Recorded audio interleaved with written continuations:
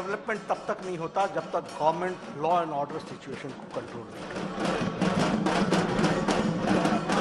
ममता जी की सरकार में वेस्ट बंगाल की जनता के मन से उनकी विश्वसनीयता समाप्त हो गई।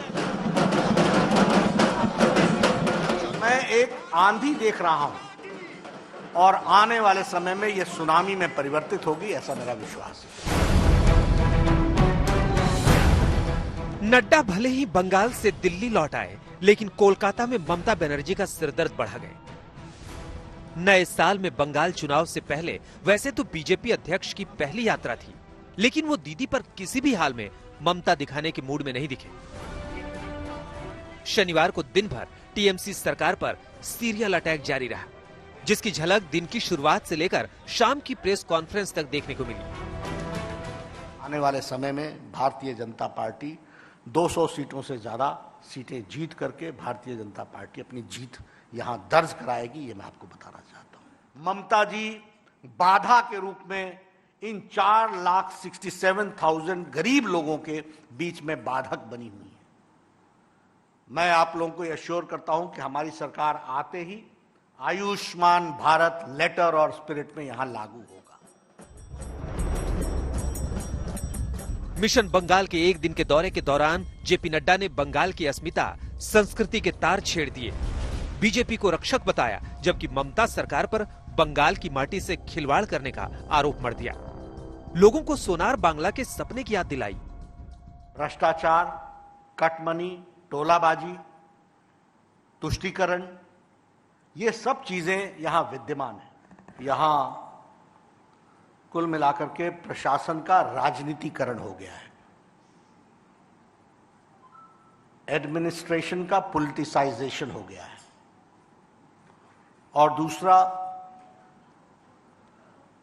राजनीति का अपराधीकरण हो गया है, और तीसरी बात कि भ्रष्टाचार का इंस्टीट्यूशनलाइजेशन हो गया है, संस्थागत बना दिया गया है। और ये बहुत स्पष्ट रूप में देखने को मिलता है। वैसे तो बंगाल में फुटबॉल के साथ साथ क्रिकेट का भी गजब का क्रेज है, लिहाजा वनडे सियासी दौरे के दौरान नड्डा ने फ्रंट फुट पर जमकर बल्लेबाजी की, बंगाल की कानून व्यवस्था पर चोट किया। बीजेपी अध्यक्ष ने दावा किया कि बंगाल में बीजेपी के करीब 130 पदाधिकारियों ने अपनी जान गंवाई है। कुल मिलाकर 300 बीजेपी समर्थकों की जान गई है। साथ ही उन पलों को भी लोगों को याद कराया जब वो पिछली बार बंगाल के दौरे पर आए थे और उनके काफिले को निशाना बनाया गया था। बीजेपी के मिशन बंगाल के दौरान जेपी नड्डा ने किसानों के भी मन को टटोला और एक मुट्ठी चावल कैंपेन की शुरुआत की। बंगाल के 74 लाख किसानों के दरवाजे तक पहुंचने के लिए इस कार्यक्रम को हरी झंडी दिखाई। किसान के घर बैठकर खाना खाया, राधा गोविंद मंदिर में पूजा पाठ की और फिर रोड शो के जरिए ममता को ललकारा।